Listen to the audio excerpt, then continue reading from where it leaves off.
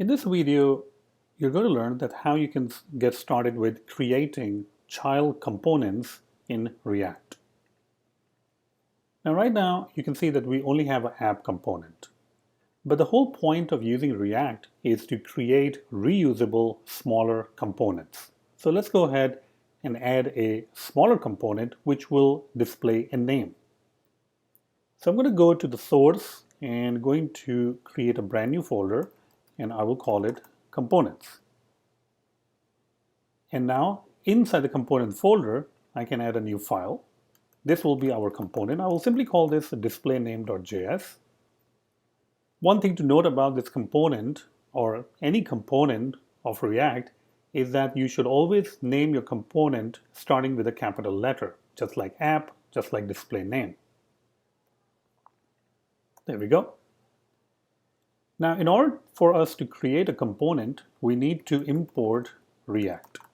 And we already know that we also need to import the component from React. We are using class-based components, so I'm just going to go ahead and create a class, and I will call it display name, which is going to extend or inherit from component. Now, there is one function in this component that is required. Do you know what is the name of the function that you must implement? It is a render function. So let's go ahead and add a render function. And for starting out, I'm just going to go ahead and render the name of the actual component, which is display name. Obviously, we will make it a little bit different later on, but right now it's just rendering a component, and when this component is rendered, it is simply going to say display name. The final thing that you need to do is you need to export the component. So I'm just going to say export default and display name. So now that we have created the display name component, we can go to any other component and start using it. So let's say that I want to add a display name component right after the button, right here. So I'm just going to go ahead and start typing display name. And you can see that the display name shows in the list of all the suggestions. Now, if you press your return key, you will see the display name component is actually added, which is right here. But on the top, it has also imported the display name component. So you don't really have to type out the import yourself. Let me do it again so that you have a little bit of better idea. So what we'll do is we'll go back. Okay, so there we go. So we don't really have a display name component right now. And if I want to add a display name component, I'm just going to start typing display name.